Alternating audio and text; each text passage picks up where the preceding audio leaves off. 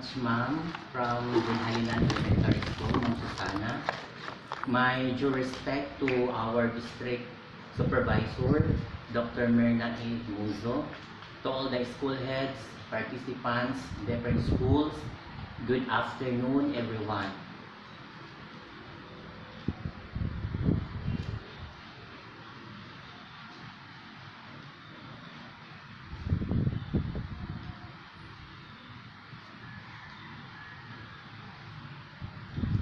In this session, we will be expecting the understanding on authentic assessment, particularly in crafting our rating outputs and performance tasks.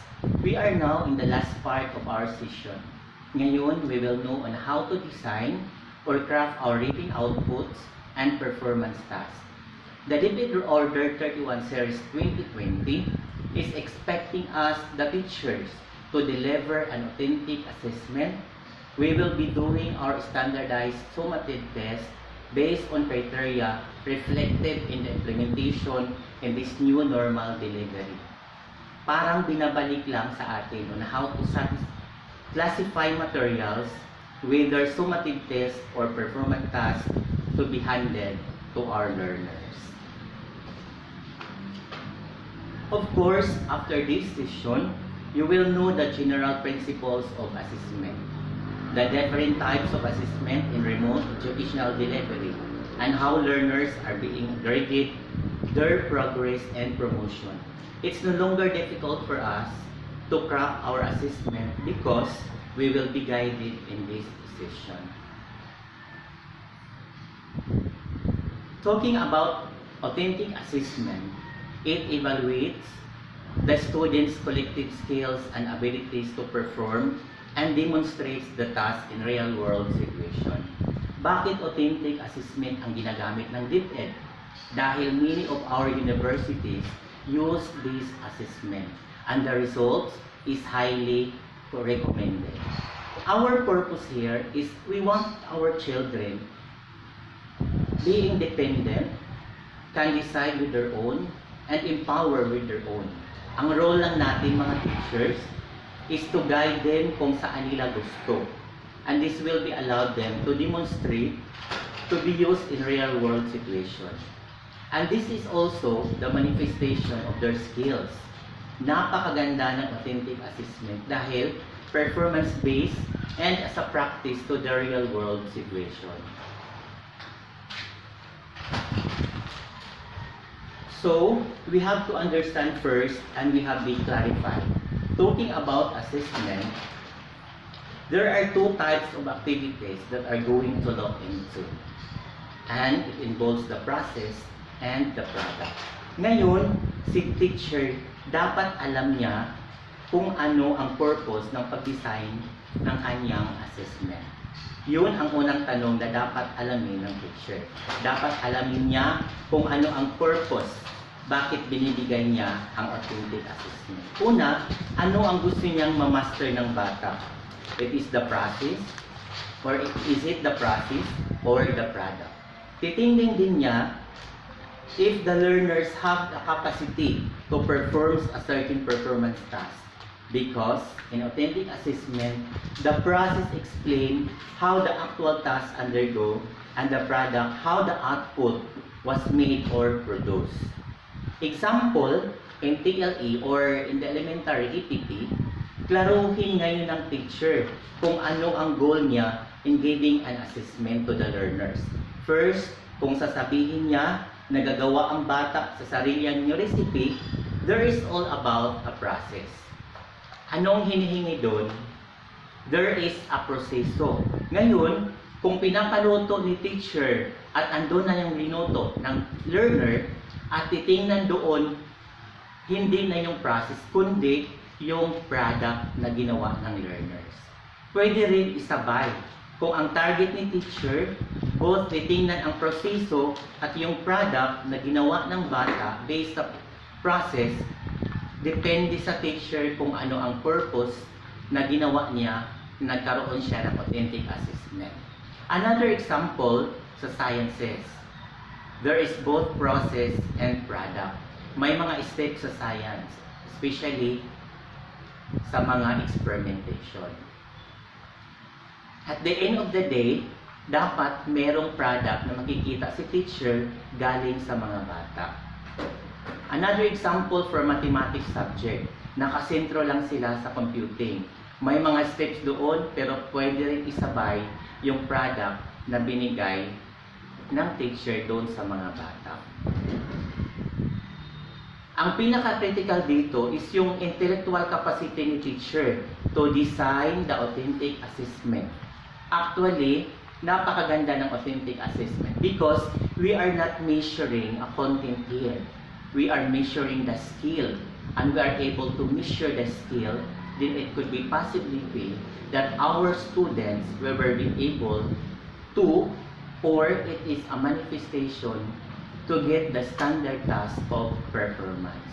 Again, bakit authentic assessment? Because according to educational theory, authentic assessment is the measurement of intellectual accomplishment that are worthwhile, significant, and meaningful as contrasted with multiple choices.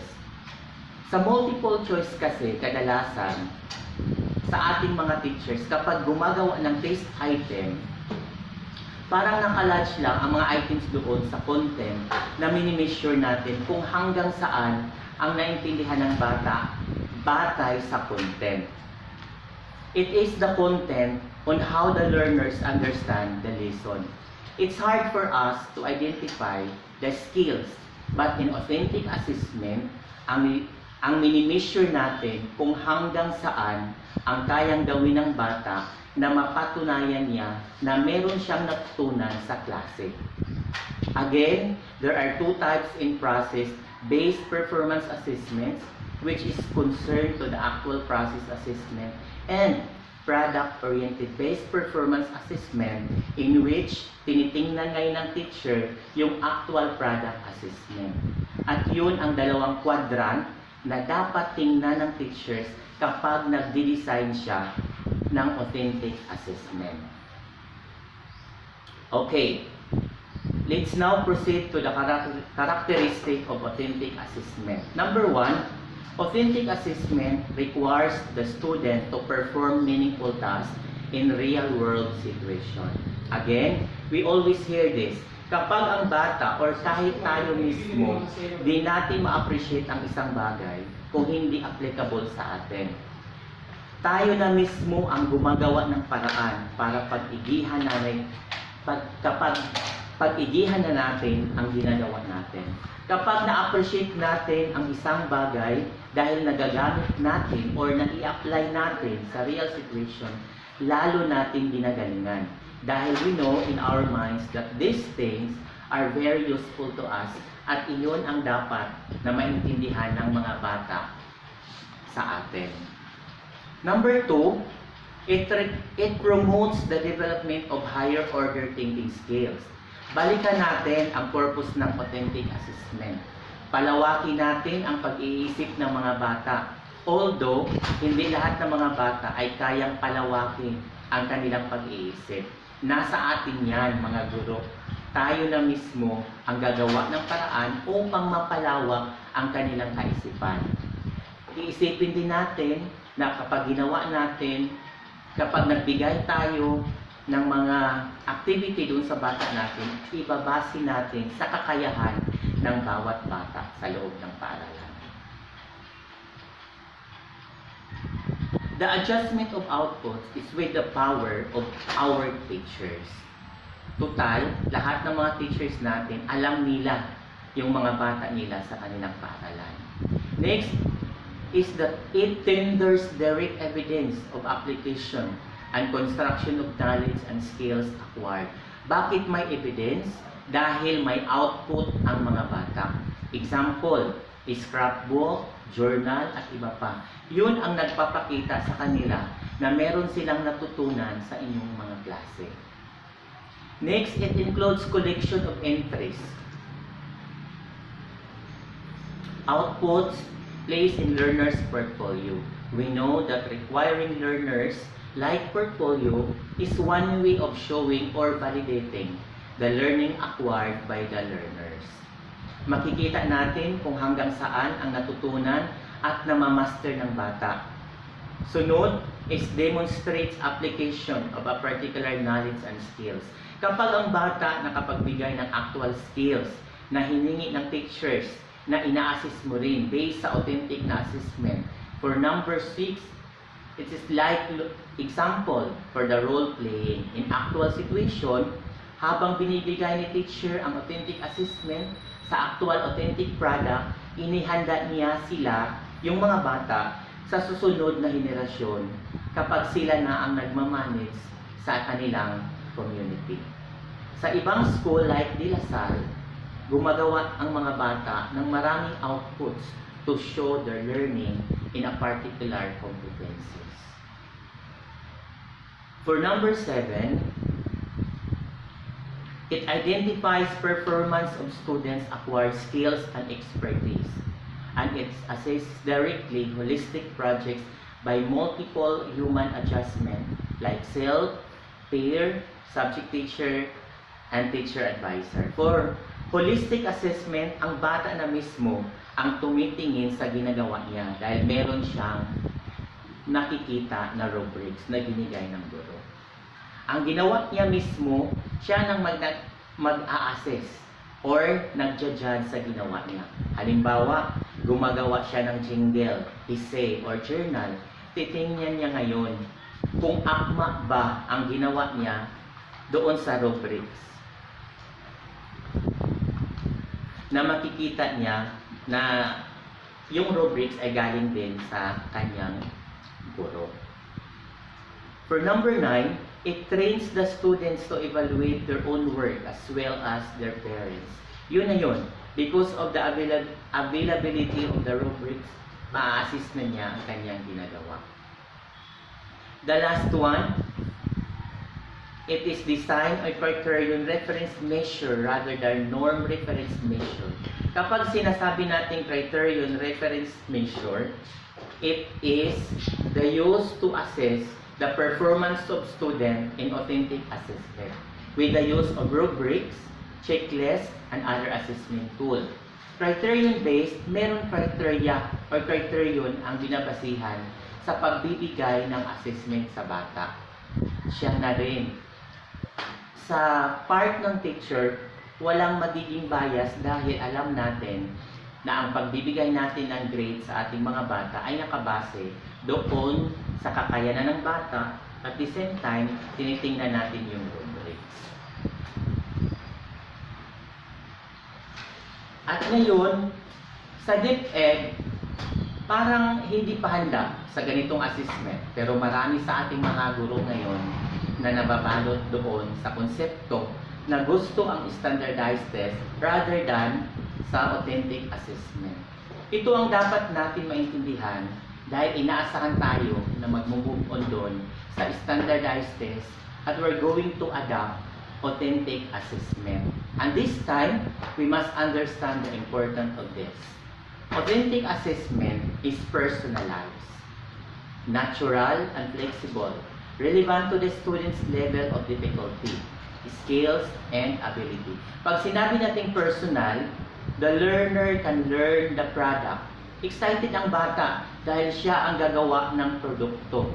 Natural ito dahil ito'y nanggaling sa kanya. At naging flexible ito dahil ang bata mismo ang magde-decide batay sa kanyang kakayahan. Kaya nga, we are not going to assist our learners based on their grades, but we will assist them through learning capacities and their abilities. So, papaano na iba ang traditional assessment? Ang traditional assessment is impersonal. They could not own the learning kahit ma-perfect pa nila ang binigay nating 50 items to matin test. But still, the appreciation is not worthy. They could not claim na marami siyang natutunan. Again, mas maganda pa rin ang authentic assessment kaysa traditional. Kasi it's how the student will decide with his own learning. And this is time at saka sarili niyang kakayahan. Authentic assessment is fair because skills and abilities are appropriate to the learners. Mas unfair kasi kung ibabalik natin yung theory ni Albert Einstein noon. Kasi, halimbawa, paakyatin natin ang isda sa puno, hindi naman pwede yun. Yung kalabaw, pinapalipad natin sa bundok, so hindi pwede yun. So, ibig sabihin, mas maganda ang authentic assessment kaysa traditional assessment. Another is, authentic assessment gives the student and peer the chance to evaluate their own work and work of their classmates respectively. Pwede siyang matulungan ng teacher na i-improve ang ginagawa niya, lalo na sa pagbibigay ng product, yung mga performance tasks. In traditional assessment, only the subject teacher evaluates the performance of the students, and there is a tendency of subjectivity. So yun, yung nangyari. Tama, so dito na lalabas ang pagkabias. Another is, authentic assessment identifies the strengths and weaknesses of the students, skills and abilities. Pag di pa kaya ang kanyang ginawa, pwede pa matulungan ng teacher para ma-improve ang ginawa ng bata. We have to remind that skills and abilities are being developed here by the teachers. Traditional assessment compares the performance of students to others. Minsan, nahiya yung iba na ikumpara sa iba. Another is, authentic assessment develops the students' responses, while traditional assessment requires the student to choose the options prepared by the teacher. So, ibig sabihin, nalilimitahan ang bata na makapag-express ng kanyang ideas. Kung tinatanong natin, hanggang doon lang talaga. Halimbawa, sino ang pambansang bayani? So, siyempre, tatanungin ng bata, Dr. Jose Rizal, wala nang iba, yun lang talaga ang sagot.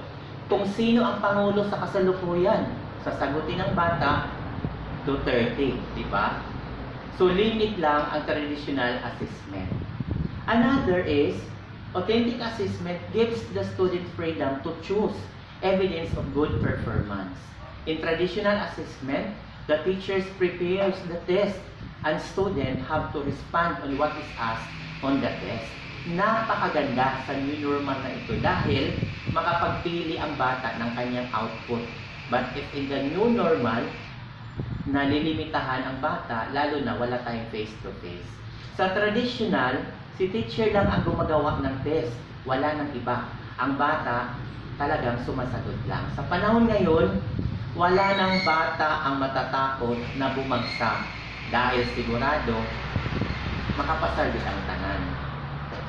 Another is, authentic assessment makes use of performance in real-world situation and portfolio assessment.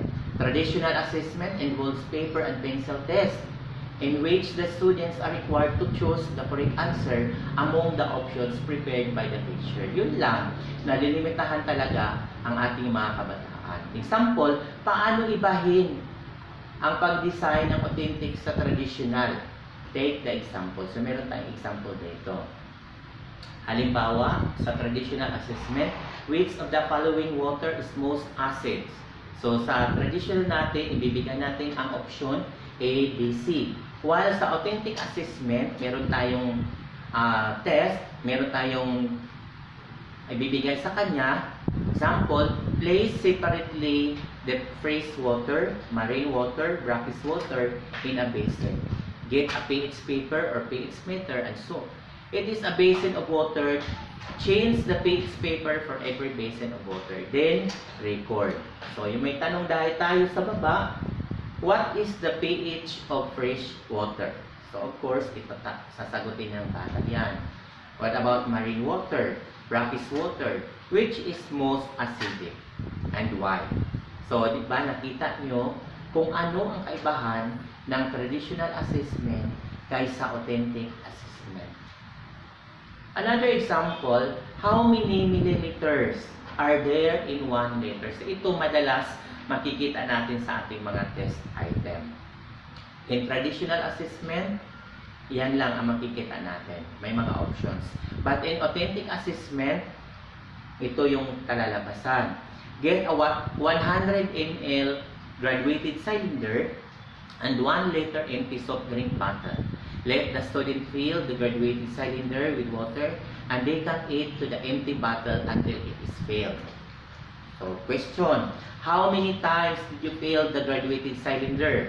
So, ngayon, mag-iisip ang bata. Hindi ibig sabihin magbigay agad ng sagot. Hindi katulad sa tradisyonal, usahay, pintot-pintot pa ang mahitabo. No? Kung wala ka side sa answer, so A, B, C, D, so okay, sila na yung bahala.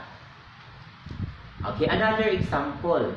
How many grams are there in 1 kilogram? So this is really a basic question na makikita natin sa traditional assessment.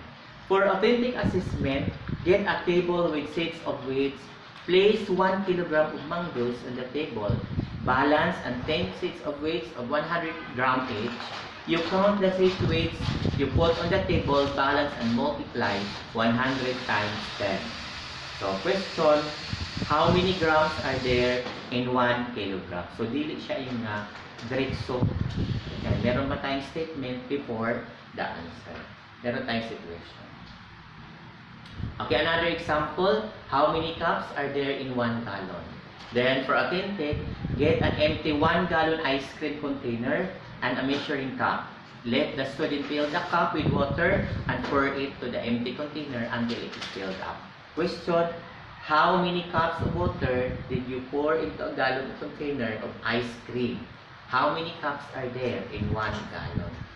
So, di ba napansin nyo, mas maganda ang authentic assessment dahil it develops the critical thinking of our learners.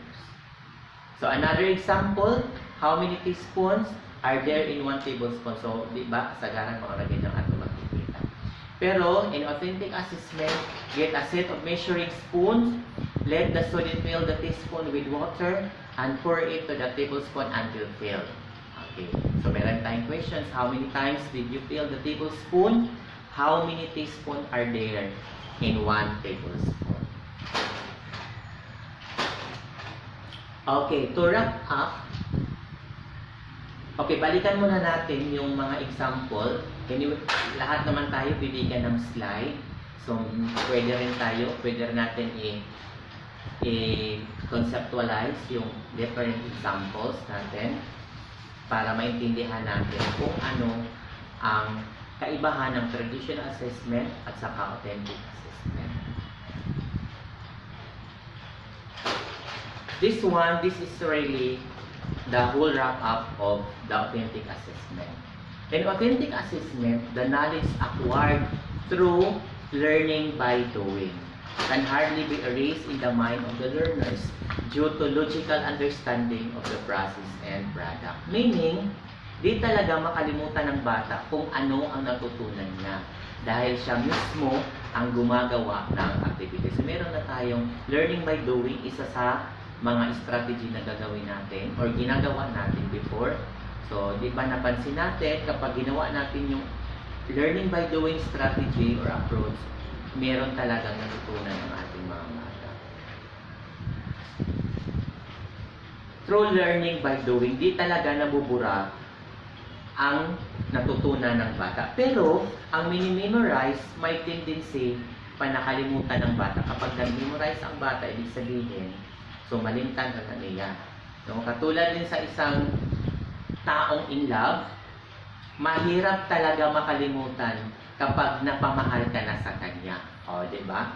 So, ibig sabihin, pag nandoon na sa bata yung system na ginagawa ng teacher, binibigay ng teacher, ibig sabihin, marami talagang matutunan ang ating mga estudyante.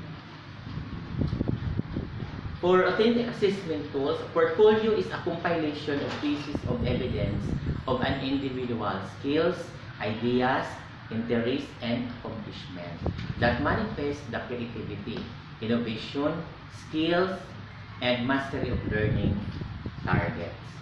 Ang tanong natin dito, ano ang purpose ng portfolio? As teacher, dapat alam natin kung bakit natin pinapasubmit or ni-required natin ang bata ng kanyang output. Because this is our basis to monitor our learners kung saan na sila sa kanilang learning at natutunan sa kanila. At the same time, dito rin natin maa-assess ang bata kung naintindihan ba talaga ang kanilang leksyon na binigay natin or yung competency na binigay ng guro. This one, the purpose of portfolio. Una, the teacher can assess the growth and development of the students at various level. Yun nga, sinabi ko kanina, ang bilang isang guro, dito natin malalaman kung meron bang improvement ang bata natin o wala. Dahil, tingnan lang natin yung portfolio ng bata, makikita na natin doon. Parents are informed of the progress of their children in school. So, dapat alam ng parents kung saan na ang kanyang anak or kanyang bata.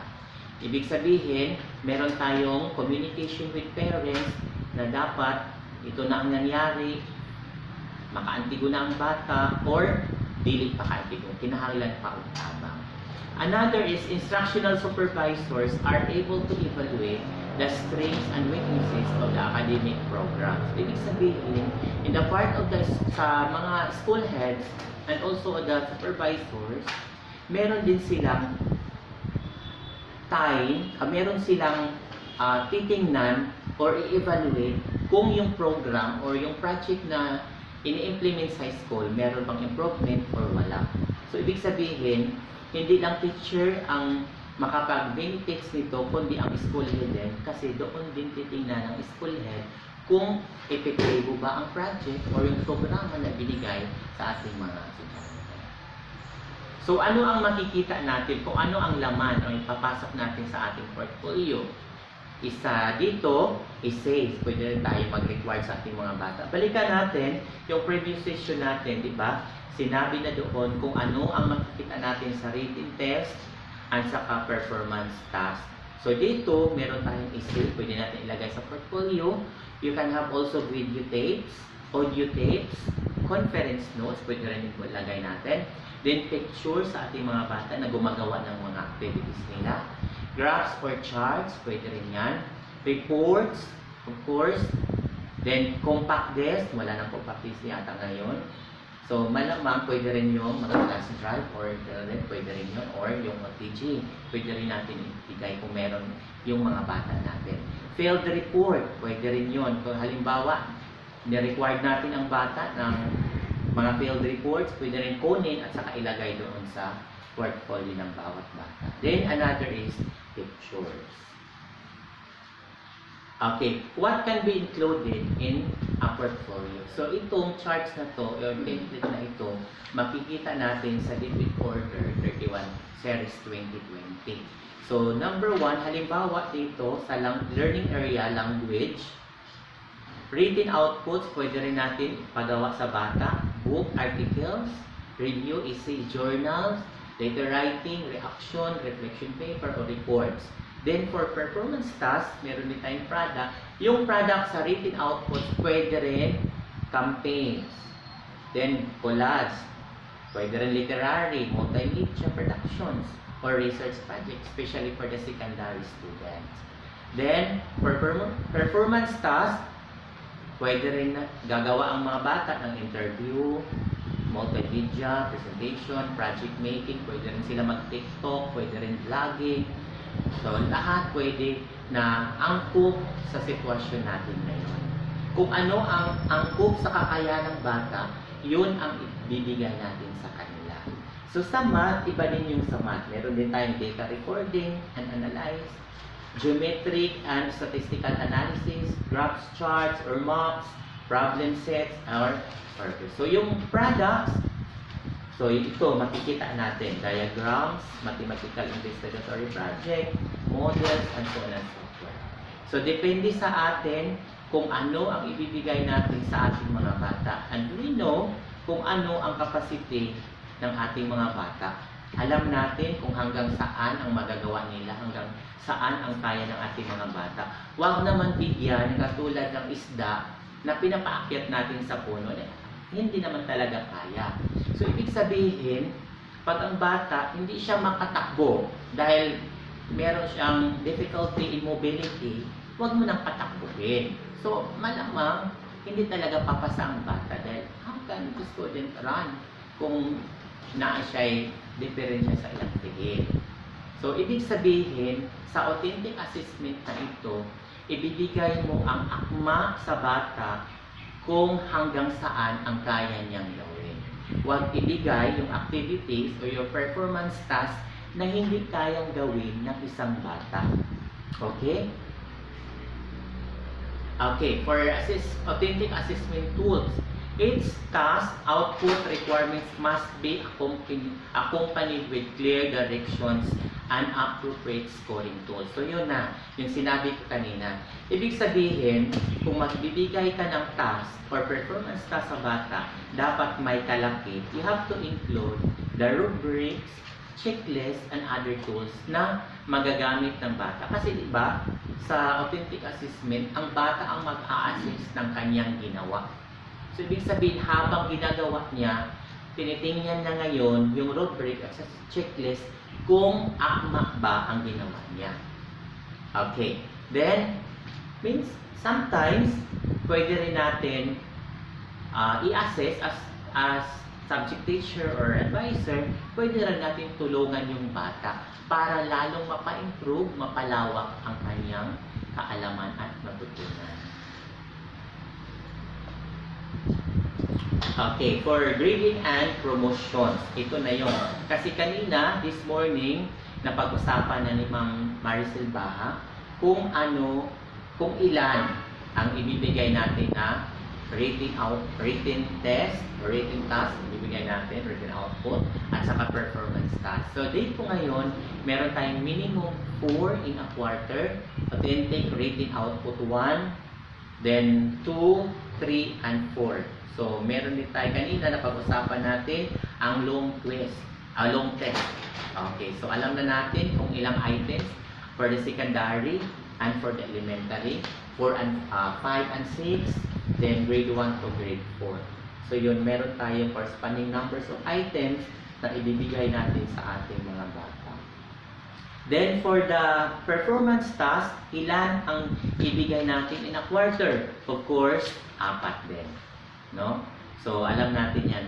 For us to be guided, para malalaman din natin talaga, dapat meron din tayong copy ng Dictated Order 31 Series 2020 dahil doon makikita din natin kung ilan talaga or ano yung ibibigay natin sa bata na authentic rating output at saka performance task sa ating bibigay. So, I hope na ito malinaw sa atin na in every quarter meron din tayong ibibigay. Huwag na nating damihan base maabot pataog na pulo in a quarters na I'm sure pungahan din ang ating mga bata. So to avoid this punga para sa mga bata, so limitahan din natin ang kanilang mga activities. Pero if you think na kaya ng isang bata na magkaroon ng mas higher na activity, so depende na tayo. It's our option now to make or to design our authentic assessment for in a specific learners, particular learners. For the monitoring and evaluation, at the school level, the implementation of this policy shall be monitored and evaluated at least once every quarter by the school heads. Then the school head shall prepare a quarterly report that includes the challenges and issues encountered throughout the policy implementation. The said report shall be submitted to the schools or to the division office for collation and analysis. The SDOs will then prepare a biannual analysis report for submission to the regional office. So magagamit natin yan. So this is our responsibility, mga school heads, na for the monitoring and evaluation, kaninga project, kaninga program to implement this, meron tayong mga monitoring and evaluation na gagawin.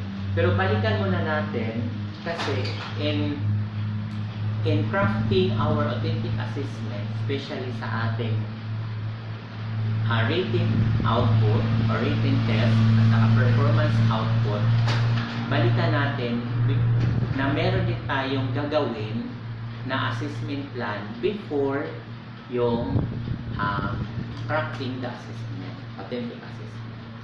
So ipakita ko muna yung example ng assessment plan para for us to be guided.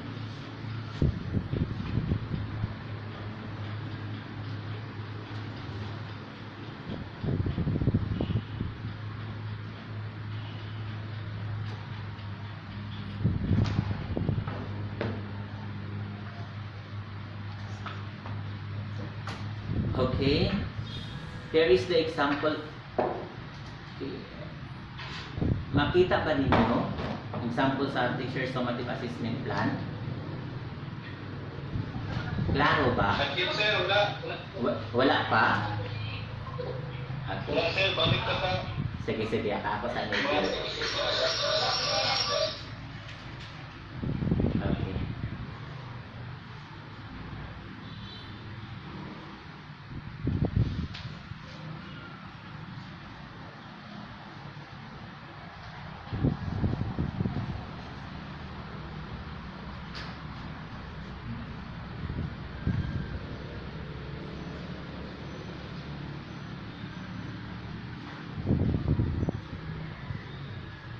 Okay, maklaro na? Klaro na? Wala pa? Wala yan. Wala pa. Okay, sige, exit na lang talaga. Exit na lang sana ako ang PowerPoint.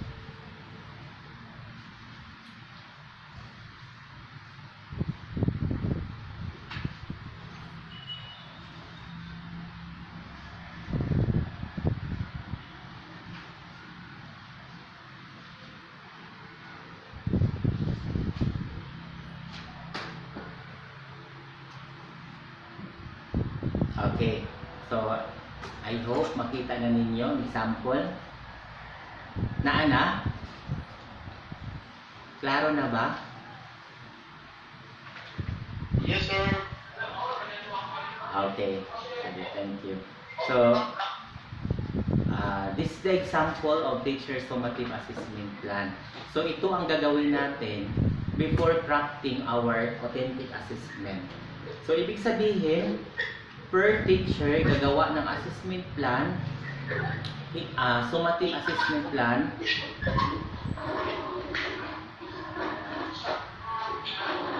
Okay, so these are the metrics. So, number 1,